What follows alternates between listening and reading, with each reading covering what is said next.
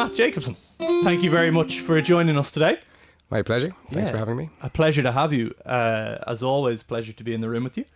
I say this to everyone at the start of the podcast. This is purely just a podcast about the things that you love about music. So anything and everything about music is relevant. But I start the podcast the same way with everyone, which is, what is the thing that, were it no longer part of music, you would call it quits? What's the like little nugget at the heart there that like makes this worthwhile? Yeah, interesting question. I mean, there's a few. The first things that come into my mind are probably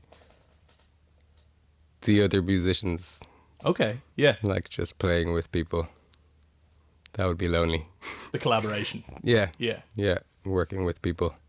That's definitely something that just will always, like, no matter what the situation is or what the gig is, it's like the people that I think will often keep me going. Absolutely, yeah. So it could be that. I mean, there's loads of things that I love about music, but that maybe aren't. They're the things that add up that make it really great, but like things like, for example, traveling or getting to see different places. But if I couldn't do that, I would for sure still play music. So it's not like, I don't think they fit in the category of this question. So yeah, I think the people, maybe that's it. But that's also not to say, I mean, I guess the other side to that is, well, what if you're a solo performer? And lots of people are solo performers that are really good at that. Maybe because I've never done that, I can't imagine what it's like. Yeah. But it doesn't, I'm sure those people are totally fine with it. So. Yeah. Well, everyone has a different love as well. Like there are things that make it worthwhile, and I think as well, like probably throughout your career, but certainly for my own self, the thing that I loved most about music that made it worth it has changed. Like as a teenager, it was probably about like saying the things I wanted to say or whatever, whereas it's become less. Like it does change. Sure. Do you think that your attitude has changed to, like, your philosophy or approach towards music has changed? Yeah, definitely. I guess the usual old adages of just, maturing and it being able to simplify things more, or maybe being more into like shiny, complex musical characteristics to begin with. And then, I mean, I'm interested in those things, but in terms of just, being in the music, I have become more mature, and sometimes just the response to things is a bit more just relaxed and calm. It's like when you're younger, it's easy to get excited, and when you're playing with people, especially like if you're in an improvised context and there's a possibility of things going to lots of different places, it'd be like anytime anything was coming up, I'd be like, we go there, let's do this, let's do that, let's do this. Yeah. Whereas now, I think I'm able to just be a little bit more focused, I guess. Yeah. It's partly it. And obviously, you're always developing and researching and listening and learning, and like a big thing for me has always been how to write for improvisers, or particularly the improvisers that I was choosing to play with. Yeah. So the idea that, okay, here's a band, and I've asked these people to play with me largely because of the decisions and the instincts that they have and that they make. So what's the point in asking those people to play and then writing a bunch of really arranged, really structured, really complex music that then doesn't really allow them any space or afford them the space to be themselves and make those decisions. So the better the musician, the less you want to put them in a box. In a way, or not even the better musician, just the kind of musician they are. It's like, okay, as a band leader, you're curating based on, all of their stylistic choices. So allow that to come out. And I think that's always a challenge. And at the same time, if you're writing music, you want to have your voice as a composer to be in that music. Yeah. So if you don't write enough, if then it's not, then you can also feel not satisfied, like, well, that wasn't really what I wanted either. It's like, okay, we had a really interesting musical conversation and it went to all these places, but it's to me, it's like, okay, the music or the material that you're bringing is kind of like the topic of conversation, and then you want to have a really interesting conversation about that thing with those people because of their experiences and because of the opinions they might have musically. So you trying to kind of curate or formulate that situation, which is definitely an ongoing thing, and I definitely think I've got better at it. Like, I have a band called Redivider, which is like my longest running thing, and I think we've actually been playing for almost 17 years in some shape or form. Haven't played a huge amount of gigs in that time because it's pretty niche music, and probably at the beginning I spent more time booking, and in the last few years I've spent less time booking. But we played a gig last week and I was like, yeah, maybe we're finally getting somewhere after 17 years. So, yeah, definitely had that feeling of, oh yeah, maybe I am definitely learning something or developing a way of either presenting that material or them getting just more and more familiar, us getting more familiar with playing with each other. And yeah, that still continues after many, many years. Yeah. And that's, I mean, you're part of a huge number of projects, like seem to be kind of in demand everywhere.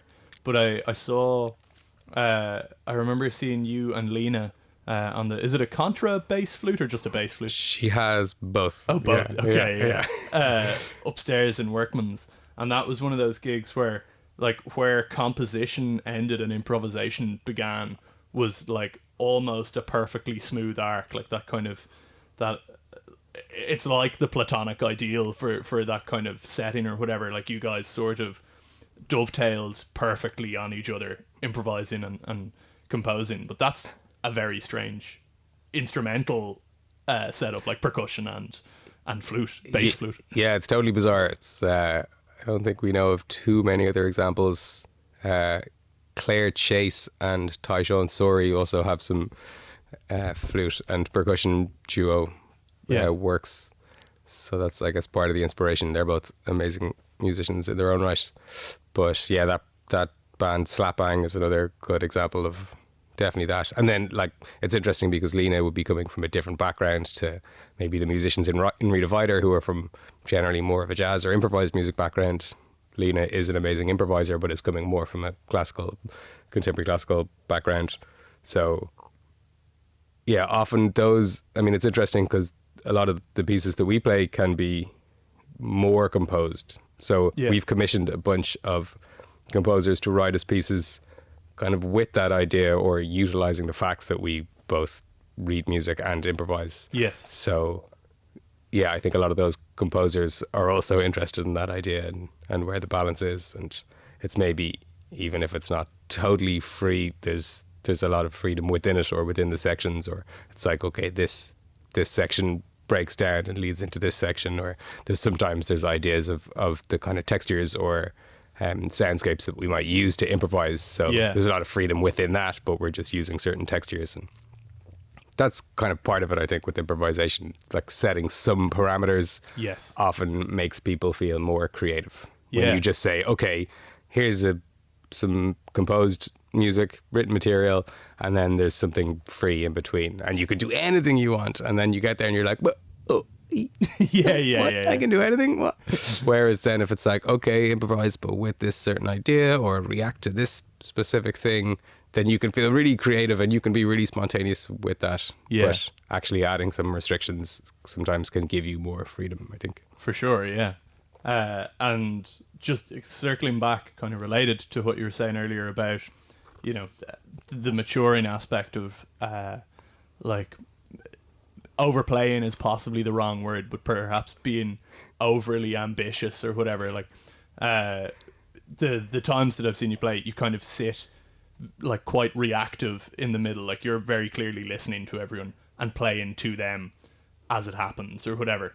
But there's a very fine line between playing reactively too much, giving too much to someone, and not. Like, I think on drums maybe especially, this is a guess, but on drums, because it is a physical instrument and it is instant in the production of sound or whatever, it can be probably too easy to run away with yourself.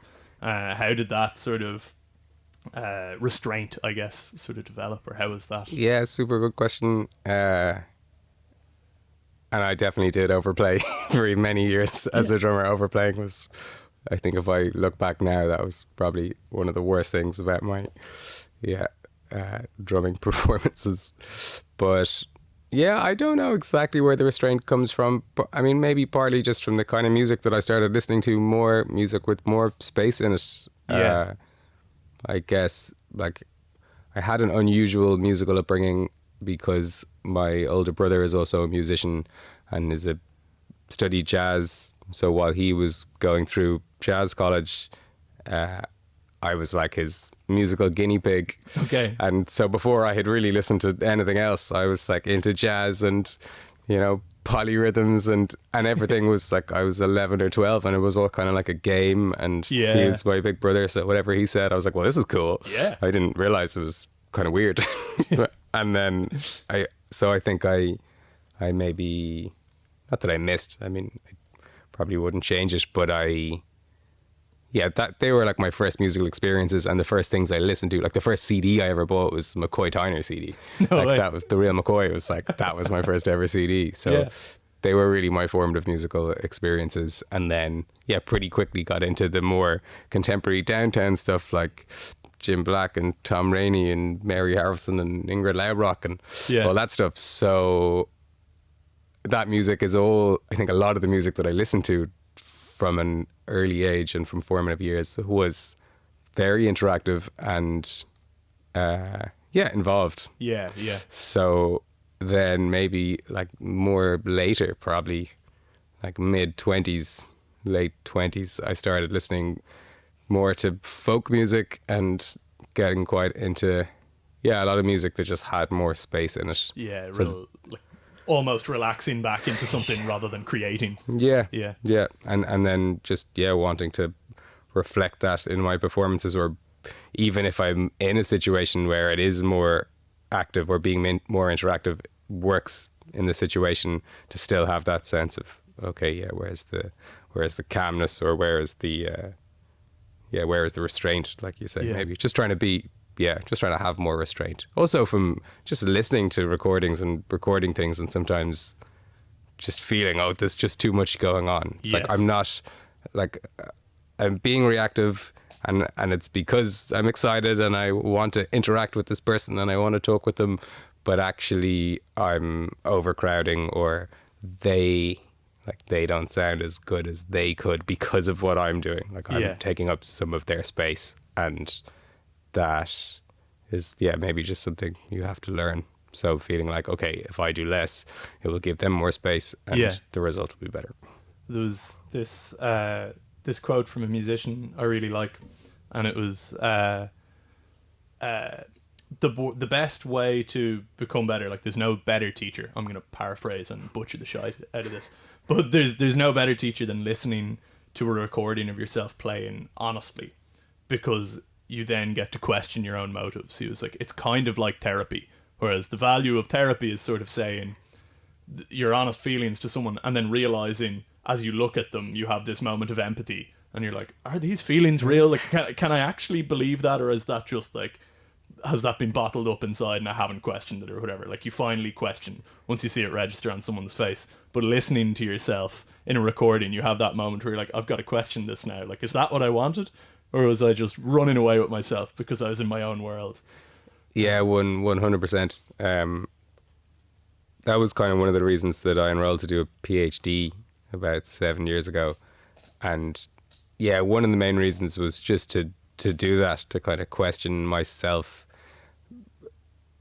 As a musician, you can get busy and you can take on lots of stuff and you can end up having this feeling that and I know a lot of musicians who've had this, you're just kind of on the treadmill, on the conveyor belt, going from one project to the next, and that's great. And in the short term, it can boost your ego, and you're getting paid, so it's great, and people want you to play. You're like, oh, this is so cool. Yeah. But then, if you don't make the time to stop and evaluate and ask the exact questions that you're just talking about, like, well, like, why am I doing that, and how am I doing that? Am I doing it successfully? Am I achieving what I want to achieve? If you know what you want to achieve, which you might not either. But that was, to me, I was like, oh, maybe if I do a PhD around the practice or like a practice-based PhD around what I'm doing anyway, then it would allow me to do that. So, and I think, I was largely successful. There's a whole load of other stuff that goes along with doing a PhD, but definitely that was one of the things that I think, I really enjoyed about it was just having massive amounts. Like I basically recorded everything I did for a few years. Wow. And kind of categorized it into different places and then analyzed a lot of it. So Okay. some of that, like therapy, is pretty tough, like listening to all those recordings and sometimes having a lot of questions about my choices. Would you ever listen back to that stuff now? Or is that, is that in 6 maybe feet under? some of it. I mean, I tend to not listen to a huge amount of music that I've recorded because it can be tricky and it's very hard to just enjoy that stuff just for the music because you either are attached to the emotions that went along with it, or even if there's a specific recording or it was in a certain place and you listen to it, and that can be great because you go back to that place. But if there's any negative connotations, then it's like that all comes up, or just the way, you know, you woke up and you had a bad day when you were recording that one song, and then anytime you listen to that song, you're like, oh, that's a bad song. I didn't feel good that day. So it can be hard to be totally like kind of just in the music, I think, when listening back. So I do struggle with that sometimes. Okay, that's interesting as well. That I mean, it makes total sense. But there's kind of a right time and a right way to listen back to music with a critical ear. In the same way that like no one would ever tell you it's healthy to overthink as you're trying to sleep. Like that's just going to be the wrong time to question yourself. That's going to not be the place to do it. But like therapy, if you're looking back with a healing or a sort of in this case, like a curious, is this right kind of an attitude. And I think that's probably, I guess early on, especially with a few musicians I know, hearing themselves recorded for the first time killed their desire to write because they were like, oh, that's not the sort of music I listen to. You know? Yeah, that's a big thing. And they do, like, for example, generally it's recommended that after recording, you don't go straight into editing and mixing and mastering. Like post-production should have a bit of a break before the recording process for those reasons, just to have slightly more objective ears. But depending on the situation, that can take a shorter or a longer time, or it could never happen. But definitely, like, at least a few days normally helps. Like there's so much going on when you're in a recording. Like recording situations are quite stressful anyway, and there's time constraints and there's financial constraints. And, there's often a lot of things bubbling, so even a few days can be good just to come back to the music. But and when you're sitting in to record, do you have a way of sort of managing that, like mentally or emotionally? Like getting into studio is a big thing. Like that's, you can almost get red light fever is the term that everyone knows. As soon as it starts recording, you freeze almost. But do you have a way? Has there been? I don't particularly have any special tips or techniques. I also, like a lot of musicians now, just don't have the same kind of recording experience that a lot of other people would, or previous generations of musicians would, because it's just you don't spend as much time in a studio. I'm not particularly a session musician. I would get calls sometimes to play, and I love doing that, but it's not like I'm in the studio every week. Again, just I think the maturity and being relaxed. I guess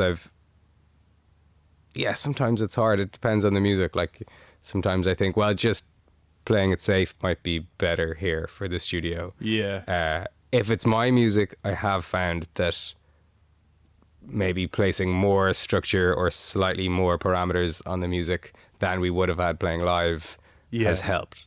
So one of the last Redivider albums, when we'd been playing that material, the concerts were like really free, and we'd say, okay, maybe we'd pick what we're starting with and maybe what we're ending with, but in between that, kind of anything could happen. And there was pieces that we knew and we might dip in and out of them, but like that could happen at any time. And they were like through continuous sets, like we wouldn't stop at all, like an hour-long gig, start to finish, no breaks. But then going into the studio, there's just all of those extra constraints just meant that didn't really feel good. So I'd kind of broken down the set and say, okay, we'll do these two tunes together, we'll do these two tunes together, we'll also record each tune separately, and we'll also at the end just do one recording as if it's a concert. So just to have some of that spontaneity in case it was needed, or we could pull things out. Like I think being in the studio, I've just try to lean more and more into using the things that you can do in a studio. Yes. So it's not live, it's not a performance, Yeah. and you don't have people there, so you're not going to have the energy that you get No one's from clapping. nobody's clapping, Yeah. nobody's whooping, nobody's hollering, nobody's looking at you. You're not getting that energy that you get from a crowd. Yeah. So what do you do instead? To me, the obvious thing to do is, well, there's less pressure in a way then. Yeah. To say, okay, let's play that melody a bunch of times so we can record it. Like, you can splice so much, and with so many tools, like I've Yeah. tried to make things just easier for all the recording situations. Yeah. Like, I think when I started, I was always into recording live, everyone in the same room. Engineers are always like, oh, would you not rather have separation and be yeah. isolated? Not every engineer is like that, but a lot of engineers are into, obviously, because if they're going to be mixing it afterwards, Yeah. they want control of that. Perfect audio. They Yeah. don't want overspill. They don't want spill Yeah. in it, all the mics. So I've kind of maybe moved more into understanding that and thinking, yeah, well, that definitely makes things easier. And okay, if someone makes a mistake, fine, you just re-record it. Or Yeah. one, you maybe want an A section from one tune and a B section from another take, and another like little free improv that you've done somewhere else. And Yeah. like just use the time in the studio just to record sounds, and then kind of make the album afterwards Yeah. by putting it all together. Or yeah, maybe you want to overlay things, or and of course this is totally subjective and depends on the context and depends on the music. And Yes, yeah. I have also recorded albums where we were all live in the same room, and that felt great. But yeah, I think trying to make things easier in the studio can be helpful. Just putting, like you say, the red light fever is like, oh, I do this once and it's recorded forever, and everyone mistakes, everyone will hear. Whereas if you can be like, everything's cool, it doesn't matter, I'll record and maybe I'll make a mistake and I'll do it again and I'll be Yeah. fine. Yeah. Yeah, I mean, that's a really hard place to be. Like, no one's booking out Apple Studios for you for a month. You know, you don't just get to live there. Yeah. But, like, that thing, like, jazz is a music of its own context. Like all music, but has a very specific context. And, like, live jazz is interactive with the audience, but also the musicians at the moment. Like, the improvisation is fresh, appearing from the moment you're in. So, like, taking that to studio, somehow it has to change for you to do it organically or sort of like honestly, I guess. Yeah. Or to get or for it to achieve the same impact. I just Yeah. don't understand how you could replicate that. Like, I think it's like the examples of really amazing recordings, when you think that they were just like 4 humans in a room recording. You're like, how did they do that? How is it so intense? How did they generate all that? Yeah, all of that intensity. And I mean, maybe they weren't recording at like 10 a.m., but maybe they were. It's like, I don't know what time things like A Love Supreme were recorded at, but those kinds of recordings where it's just really intense. And it's hard to imagine like achieving that just, you know, in a room with no audience. Well, I mean, like, live at the Village Vanguard, you couldn't, like, that couldn't happen in a studio. Like, listening to it feels like this is very much of its individual place here, because there's obviously famous examples of mistakes in albums that people have recorded or whatever, like John Coltrane, Giant Steps or whatever, picked the take the piano player didn't get. But like, there's mistakes, or there's moments in that are fully just someone picking up after someone else, you know. And like, there's that, you know, like with classical music or whatever, like, there's like a parallel, which is that like classical music maybe started a lot more interactive. Audiences actually shouted at performers and stuff. Like, it was a fun day out. It wasn't a sit silently type thing. But classical music then pivoted a long way to, you know, always being in places with incredible acoustics, but silence, so that you could hear the smallest changes in someone's pitching or the way they hold a note or whatever. Like, all those things became, like, the context shaped the music a lot there. So, like, the studio context of jazz, do you think there's a way to... Do you think there is a way, given that it is so interactive, to replicate? Or do you simply create one and accept that it will be different from the live?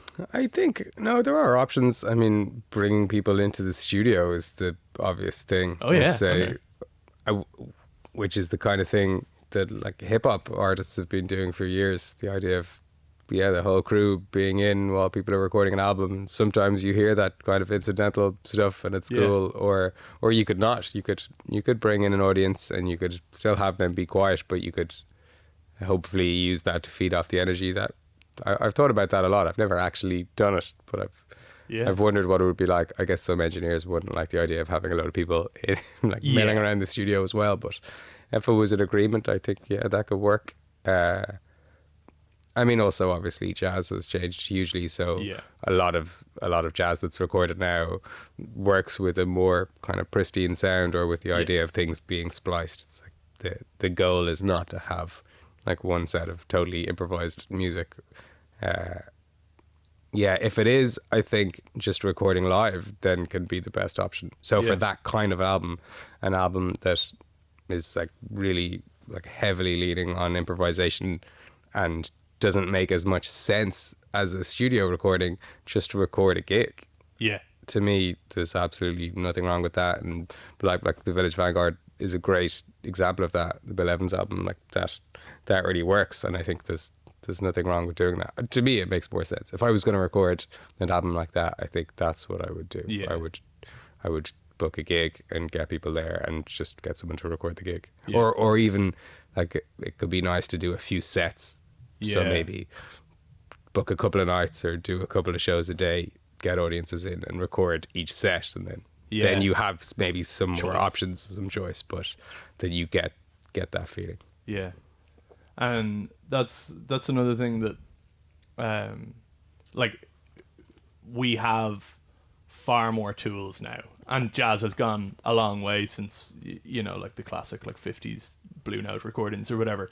But do you find that, because you play kind of a bit of everything, like I've seen you play like the very contemporary type stuff with like Umbra and like straight swing and like joyful sort of like, you know, Sonny Rollins tunes or whatever with Daniel Rourke, but do you find that the tool influences what you want to play as well? Like, do you find, because you would also have a box of tricks with you, like you have like a bow for bowing your cymbals and stuff like that.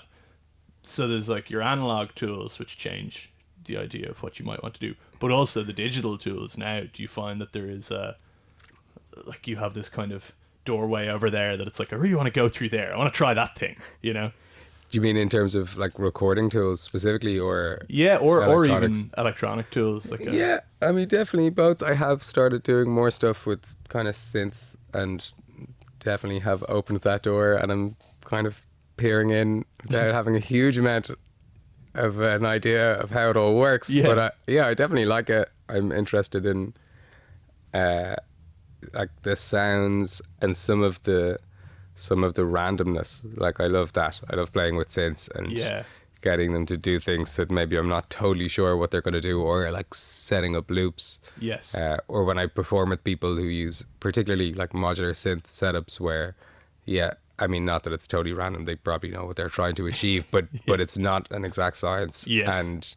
And I really like that because it kind of moves you out of muscle memory territory, and it can be a real catalyst for creativity. Yeah. So definitely, I like that. Also, it's just a new texture, I guess, for me. Yeah. I have sometimes felt limited by the drums. Okay. Because of the lack of, pitches or melodic or harmonic choices. Yeah.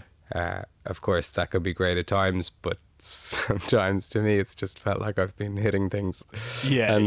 Sometimes that's a bit less fun for me. So I like the idea of being able to play pitches. Yeah. So synth can be good for that. Obviously there's pitched percussion as well, and I've done like a very little amount of that, sometimes just having little glocks or xylophones. Sometimes I have felt just limited by my own technique on those things. Like there's a whole world of pitch percussion, and I know a bunch of really great percussionists who've studied that and have high levels of technique and skill, which I do not possess. So whereas I guess that kind of technical level is less associated with things like synths, even though it should be. Like it's terrible if somebody just doesn't know how to use an instrument and you're playing with them, obviously, but it's sometimes, maybe it's just a little bit easier. There's less need for technical proficiency on those things. But. And they're less, I mean, they have less of a history of mastery as well. They're newer. Like, you know, we probably will see 50 years from now that people are synth maestros. You know, like we don't have that saying yet for synth players, probably, really. Yeah. I do know a few synth wizards, actually, but yeah, I totally know what you mean. Yeah. And I guess even just the size and the bulk, like, can't be bringing a vibraphone or a marimba to a gig and okay, I have a couple of little clocks or little metallophones, but they don't sound great. I think that's probably one of the main things too. It's just like, you don't want something to sound kind of rinky dink, whereas you can buy a little synth that sounds amazing. So that's part of it too. It's the when you're limited technically, it's often just about, well, can I create a nice sound even without there being like a huge amount happening, or maybe it's not very fast, but it sounds good. Yeah. You know? And when you're collaborating with people, so when you're approaching a project, will you have a very clear idea of the instrumentation that you are, like, obviously you know the instruments that people play, but do you have a very clear idea of like the soundscape or the texture or whatever that you will always want to go for with them, or in collaboration does that change for you midway through? Yeah, sometimes it changes. I think I think that's a great question, and it is sometimes a thing that maybe drummers don't think about enough. You can have a sound as a drummer, and maybe you have your cymbals and you have your snare, but is that always going to work in a different situation? And how adaptable are you? And that could be everything in terms of dynamics and timbre and what you're using to hit the drums. Like, it's something that I would be big on with students when they're studying and they're playing in a band and they're just playing sticks for 7 tunes in a row. And there's loads of solos and everything, and they're comping a bass solo and they're comping a guitar solo and they're comping a vocal solo and a saxophone solo, and the whole time they're just like sticks on cymbals, and you're like, there's a huge array of sounds you could be making, even just in terms of what you're hitting the drum kit with. And again, that could make what the person is playing sound better. And that's what you want to do. You want to make everyone sound good, and you want to make everyone feel good. I think sometimes maybe if there's a new project or I'm planning a collaboration, I'll probably have an idea in my head of the kind of sounds I might be using, but then I'll get in and I'll realize that maybe it needs something else. For example, like a really simple example of that is, and this is I guess quite specific, but it's whether there's rivets in the ride cymbal or not. Oh, okay. And it's not something most people would probably think about. I guess a lot of drummers who use rivets might think about it. But even then, they might be like, I have this cymbal, it's got rivets in it. I've definitely played gigs and been having a really bad time and just felt like everything I've been playing is wrong. And then I've realized, there shouldn't be rivets in my cymbal. And I've taken the rivets out and been like, I feel so much better. Like instantly everything was like, this is good now. Or the other way around, like not had rivets in and then being like, something's not right, put the rivets in, and it just, somehow blends everything together and the sound works for that context. Interesting. That's something that, again, it's like an experience thing, and maybe the more you do it, the more you know, based on the kind of instruments or the kind of musicians you're playing with, what might work, what kind of room you're playing in. Like, that's another thing, just adapting to your environment. It's not always the musicians or the music you're playing. It could be the room. A small stage in a big room just changes. Totally. Or I'm playing in a church, or now I'm playing in a car park, or now I'm in a studio. So that definitely changes. I love going, one of the things I love about being on tour is just using random drum kits. I love like turning up in venues and just being like, okay, what have I got now? How am I going to make this sound good in this room? And, that's really fun. I find that sometimes it's like a game. Or like and also like, as well as that, and as well as adapting, you still want it to sound and feel like you, obviously. Like you still, ideally, people listen to it and they're still like, it sounds like magic. That person. Ideally. But that's, I like, that's really interesting. And I find that sometimes it's hard to marry those two things. Because I want to make whatever music I'm playing sound good, and I'd like to be adaptable, but I also want it to be like me and sound like me. So Yeah. sometimes it's just hard to marry those things. Yeah, it's like being a teenager. You know, it's constantly being a teenager. In the room. It's like, this is who I am, but love me. Yeah, kind of, yeah. Yeah, with maybe less acne and less hormones, so it should be a bit easy. Yeah, yeah. We're coming up on time. But another thing I always ask people is, are you listening to anything at the moment, or is there anything sort of always there that really inspires you, that says a lot about how you love making music or what you love about music? Is there anything you want to recommend? I've been listening to a lot of different things. I guess, again, like I was saying, since I did a lot of my kind of jazz and improvised listening in earlier years. Yeah. I think more recently I've probably been listening to, like, I still listen to improvised music, but maybe less. Yeah. So, yeah, I've been listening to a lot of people like Sam Amadon or bands like Big Thief. Yeah. Who definitely like really inspire me and have amazing musicianship, and even if there's not a huge amount of improvisation in it, there's a lot that I take from it. Yeah. And that I know with Big Thief and Sam Gendel as well, there's something about those musicians that the actual noise that's coming out of your headphones is extremely vibrant. Like they have a very I don't know how to explain this without motioning on a podcast, but like there's something really immediate about where the music is and how you're feeling it or something. There's like very little room for processing between headphone and brain there. Yeah, it's definitely, there's a kind of an immediacy there. Something in the production, I don't know what it is, but yeah, definitely. And then some Irish stuff, like there's a great Elaine Howley album that came out last year. Cool. She's one of the vocalists from the Altered Hours, who are a great band from Cork. To listen to that a lot. Often a lot of the listening I've done has been like when on tour, so it's connected to bands and what other people are listening to as well. So, we've definitely gone through phases of, okay, this is what we're listening to in this 13-hour drive across the States.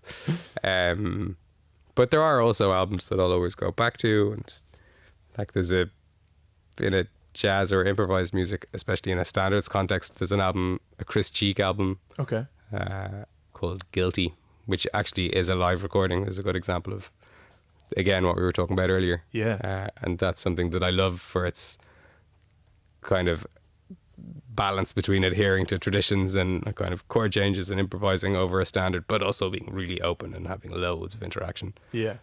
So that's an album I love. More recent kind of improvised music albums I love are things that Mary Halverson's put out. She's an amazing musician. Also a good friend of mine, Patricia Brennan, who's a vibraphone player, talking of pitch percussion. Cool. And she just released a great album with Marcus Gilmore and a couple of other great musicians. So like I'm constantly dipping in and listening to things. But definitely over the last few years, things like Adrian Ankerb, Sam Amadon, Big Thief, that's been high on my plays on Spotify. And is there how is I guess as a kind of a closing thing, how is your relationship to music now? How is your relationship to the stuff you play and the? Yeah, it's good. It's it can be up and down. It's like sometimes it's day to day. I always love like sitting down, kind of like where we started the conversation at. I always love sitting down and playing music with people. With musicians, just sitting. My challenges more come away from that, I think. Trying to be productive at home and trying to get practice done, and those parts of it are hard. And maintaining the motivation and the enthusiasm for that work can be difficult at times, I find, without that person to bounce off. For sure. Which is, I think, another reason why, like, bringing in the new things and something like, oh, now I'm working with a synth, and okay, maybe that's more of an exciting way to practice. But then I still always feel like there'll still always be kind of technical practice that I want to do, because I know when I do that work, it's more fun when I'm with people. Exactly. But it's sometimes just hard when you're at home to sit down and do that work. For sure. But yeah, in general, I feel hugely privileged that I get to do what I love, and that people, you know, either pay me to do it, or sometimes they pay me.